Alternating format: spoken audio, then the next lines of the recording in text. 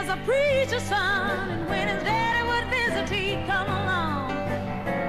When they gather around the parlor talking, that's when Billy Et Frédéric, je suppose que la presse revient évidemment sur la disparition d'Aretha Franklin. Forcément, si vous cherchez à en savoir plus sur la vie et l'œuvre d'Aretha Franklin, vous aurez de quoi faire dans les journaux de ce matin. La voici en couverture du Figaro ou dans les pages du Parisien aujourd'hui en France. Le Parisien qui explique pourquoi on la voyait peu à l'étranger, parce qu'elle avait une peur panique de l'avion.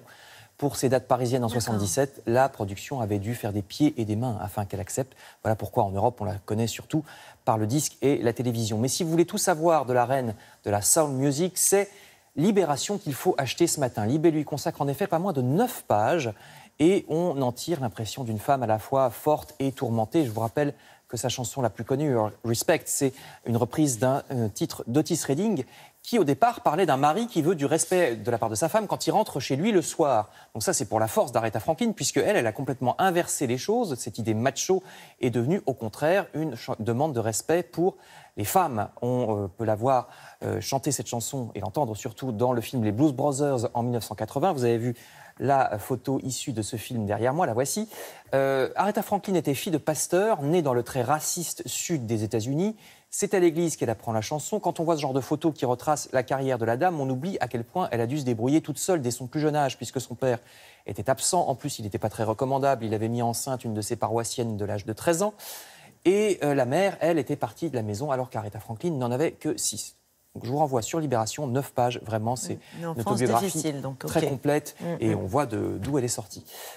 En matière de musique, je vous conseille également cet article de l'Humanité qui vous invite à regarder ce soir l'émission de France 3 sur la légende de Starmania. Le journal rappelle l'énorme pari que ce fut en 78 de monter une comédie musicale entièrement en français et originale, sur un sujet en plus critique puisqu'il s'agit de la décadence du monde occidental et du monde du business, vous savez, le blues du businessman. Documentaire sur la 3 ce soir à 20h55. Du côté des arts graphiques, cette fois le supplément Week-end de la Croix nous apprend que seront bientôt visibles pour la première fois en France plusieurs chefs-d'œuvre impressionnistes qui jusqu'ici étaient en Écosse et qui n'étaient jamais sortis du Royaume-Uni. Pas moins de 58 Degas, Cézanne, Courbet, Manet, Eugène Boudin, etc. Super. Oui, c'est un collectionneur écossais qui les gardait à l'époque, au tournant du 19e et du 20e siècle. L'exposition sera au musée Cantini à Marseille jusqu'au 23 septembre.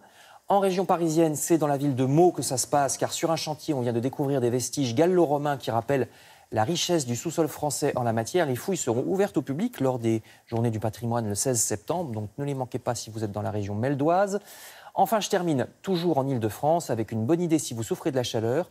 À l'aquarium de Céris, en Seine-et-Marne, vous pouvez désormais prendre le petit déjeuner en tête-à-tête avec les manchots du zoo. Les zoos proposent de plus en plus ces animations de ce genre. Alors là, à l'aquarium, c'est plus un aquarium qu'un zoo.